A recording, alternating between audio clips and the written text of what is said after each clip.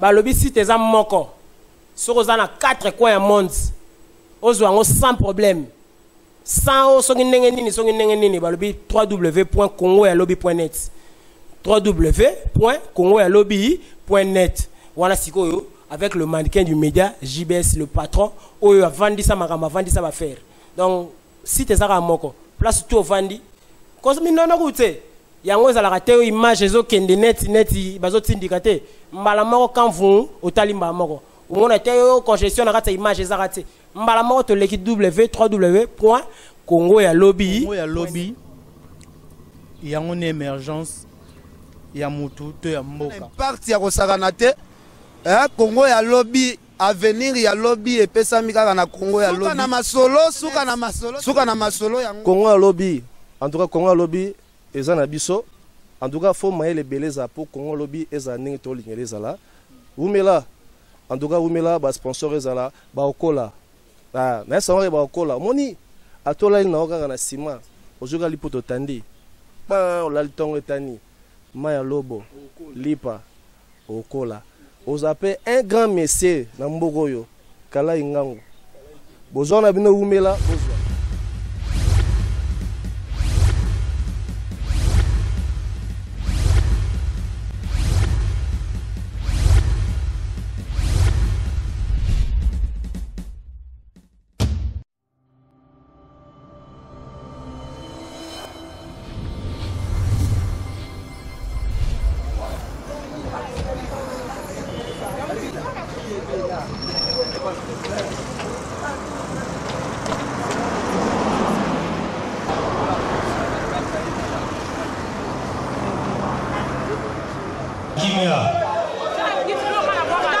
La chaîne tout ça Kimia.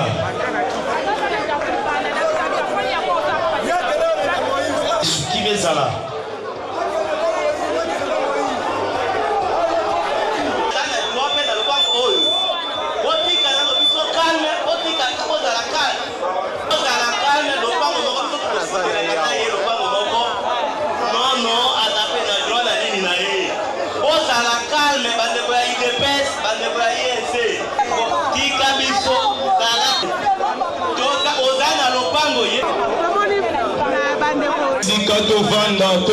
Tovanda bandeko distraction te tobo son objectif to nango awa te bovanda bana membre bovanda bandeko IDPS INC MLC bovanda toboyi ba distraction ya pambala récite ya événement les ana maboko na biso MLC, INC, IDPS. Bovanda tobanda masolo na biso. Toboyi ba distraction ya pamba. Usurpateur ya monsieur Kabila.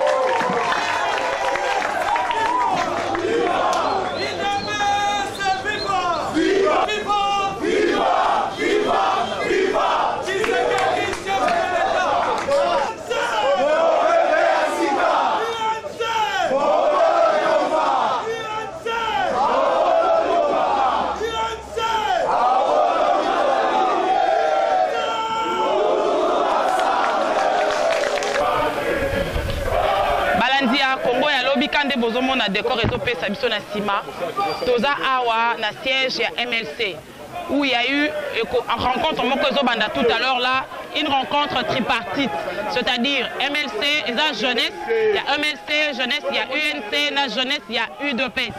Basangani bango nyonso misato comme de grands partis politiques du pays bilengi ya ba parti misato bayokani basangani lelo tout à l'heure là bokoyoka message o babengeli biso ne sika oyo par rapport il y a arrêt il y a cour constitutionnel par rapport aux élections par rapport aux enjeux politiques oyo mboka nazo courir. Raison pour laquelle basangani ba parti misato elongona ba jeune na bango ba pesa biso o ezali makanisi un projet na bango à venir par rapport à la situation actuelle ya mboka na biso. Donc sans plus de commentaires, le mannequin de la presse JBS Yomoko Rolanda, Bana Toronto Bolanda, Europe, États-Unis Bolanda, Oyo, jeunesse, il y a UDPS, MLC, PUNC, Bazar à Copé, Sabiso Mokalo. Alors sans trop de commentaires, je vous laisse suivre.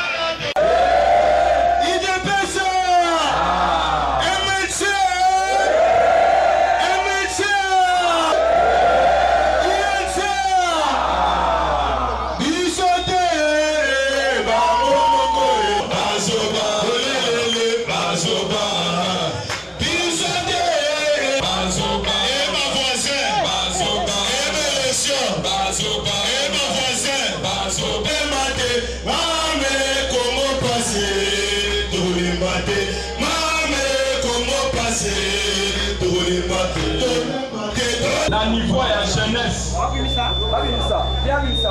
pour la kozwa bilili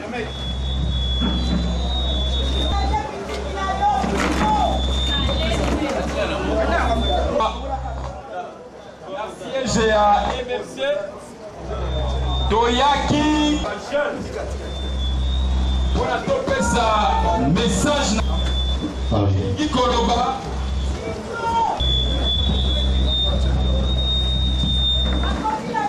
tose concertaki na niveau ya baforce politique wana na niveau ya bakonzi oyo bazokamba bajeune en tant que jeunesse eloko to empêcher responsabilité tolobaki mpe il faut oyebisa na bandeko na biso nyonso bajeune oyo bamama bapapa baétudiant toza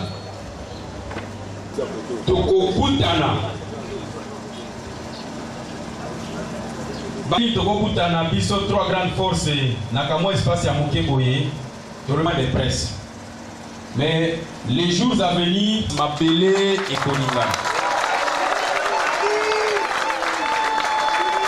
tolobi boye message ya ba président na force politique ya opposition puisque lelo toboye ba makamboyo UNC UDPS to sangana na biso soki balinga bakore etali bango mais biso tozwi responsabilité na biso en kolanaka ba aventure oyo afingi oyo tokokoma musika te il est temps que to sangana pour que ennemi à peuple congolais lelo congolais nani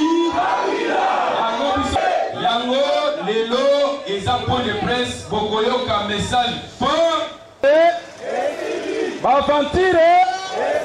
baventurier eza chop chop oya mukolokolo awa biliaki nakoloba mingi te nakopesa maloba vile mukeba ye mutu akotanga message na biso question na bango et puis après INC Bokili Mobimba tout tendance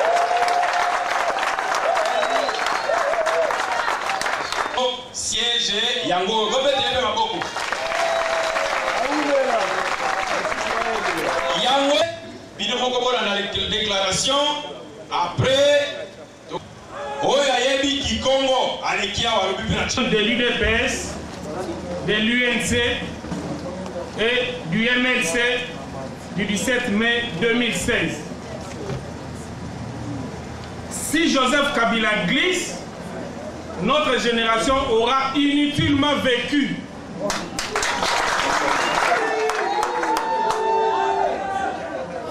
Si Joseph Kabila glisse, notre génération en nous aura alors inutilement vécu.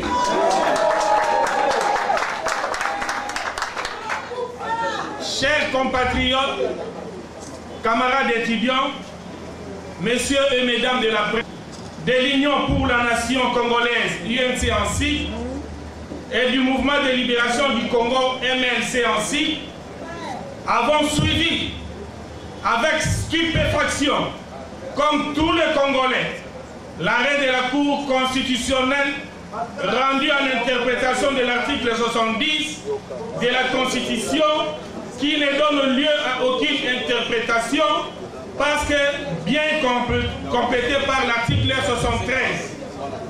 Cet arrêt de la Cour constitutionnelle qui n'est ni plus ni moins qu'un référendum déguisé fait par 9 personnes défie toute la nation et rompt intentionnellement le pacte républicain de Sun City, ramenant de ces faits les pays 40 ans en arrière en autorisant M. Joseph Kabila de rester au pouvoir jusqu'au jour où il voudra partir de lui-même car devenant homme constitutionnel. Nous rappelons à ces juges que leur acte de trahison ne restera jamais impuni. Voilà. Nous considérons que cet arrêt est comme une déclaration de guerre contre le peuple congolais.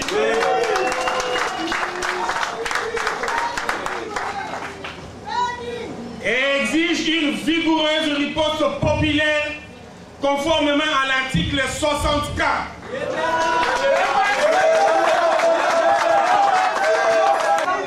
Nous disons sur ce que nous considérons cet arrêt comme une déclaration de guerre contre le peuple congolais, exigeant une vigoureuse riposte populaire conformément à l'article 64 de la Constitution qui nous oblige à barrer la route à tout individu, chef de l'État soit-il, ou à tout groupe d'individus, la majorité présidentielle soit-elle, qui veut exercer le pouvoir en violation de la Constitution.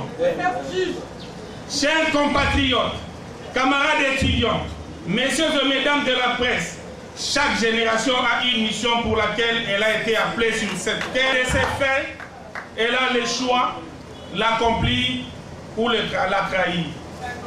Avec Patrice Emery Lumumba à la tête, s'était battu pour l'indépendance et l'avait décroché.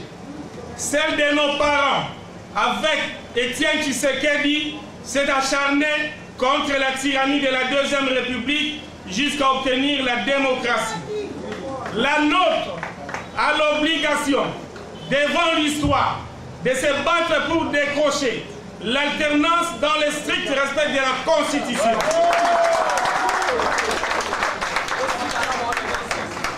Ne voulant pas cautionner une jurisprudence dont pourra se servir un jour un autre assoiffé du pouvoir avec cet arrêt de la Cour constitutionnelle, que d'ailleurs les générations futures ne sauront nous pardonner, nous, jeunesse de l'Union pour la nation congolaise, de l'Union pour la démocratie et le progrès social, du mouvement de libération du Congo, conformément à l'article 168, alinéa 2 de la Constitution, rejetons cet arrêt que nous qualifions d'anticonstitutionnel parce que déverrouille l'article 220, pourtant intangible, qui ne donne qu'un mandat de 5 ans renouvelable une seule fois et pas plus.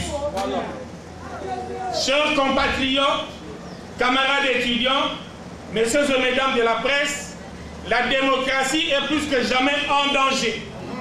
Elle nous exige un sursaut patriotique, comme nous l'a recommandé M. Laurent Désiré Kabila, de nous prendre en charge pour la sauver, comme c'était le cas en janvier 2015, pendant une semaine de protestation. Chers compatriotes, camarades étudiants, messieurs et mesdames de la presse, à voir comment M. Joseph Kabila n'arrive pas à pacifier l'Est de la République en général et les territoires de Béni, dans le Nord Kivu en particulier, nous attestons que réellement les pouvoirs usent. Monsieur le Président de la République, 15 ans de gestion sont amplement suffisants pour proposer et exécuter un projet sécuritaire pour le peuple congolais. Nous disons, l'alternance s'impose et nous allons nous battre pour ça, quoi qu'il en soit, quoi qu'il en coûte, même jusqu'au prix de notre sang.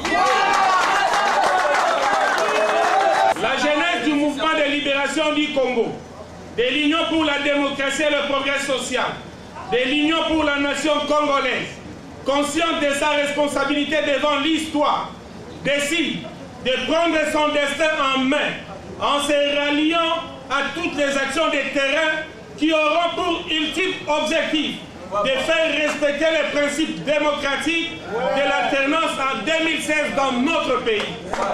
Et plus particulièrement les Quinois, leur rappelant que de la même manière qu'ils se mobilisent pour remplir les stades pour le match de football, qu'ils s'investissent, car ici, Il s'agit de notre avenir à nous tous. Barrons la route à cette imposture. Que vive la jeunesse de la RDC et que Dieu bénisse notre pays.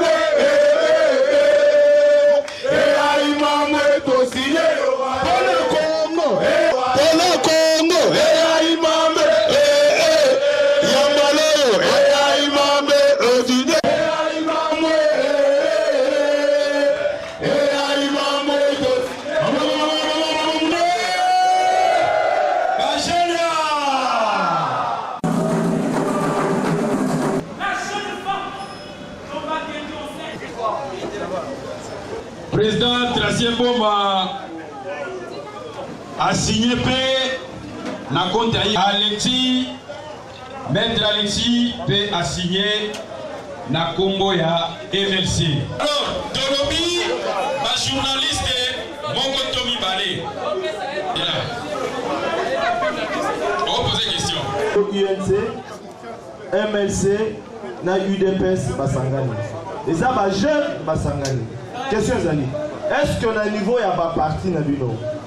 Toki kozana eliki ya lelo bino ba jeune de Basangani. Et ko la direct na niveau à parti parce que tout le monde a qui divergence tout le vérité parce que les ado kondola population zolanda na poto bazolanda. Les ado démagogie tout so ba population té. Tout le monde a qui bande comme sous bazaki pour na dialogue, donc so qui contre dialogue. Lelo le 17 mai tout le monde ba jeune Basangani. Bon tous les années est-ce que le niveau ya parti, le niveau ba leader na bino. Bokoki ko la bolingo ozana ngo na niveau ba jeune et que le niveau ya parti bango pe bazui option moko ya kosangana pona combat moko. Question liboso. Question UNC tomoni UDPS président David Mukeba Billy Kamba le na bande ko MLC bosangani lelo ba jeune bazali wana. Arrêt à court botelemeli yango. Est-ce que botelemeli yango pona après mandat de Joseph Kabila, où il est en pleine fonction, ou bien le 26, il faut protester aussi longtemps, Azan est en pleine fonction.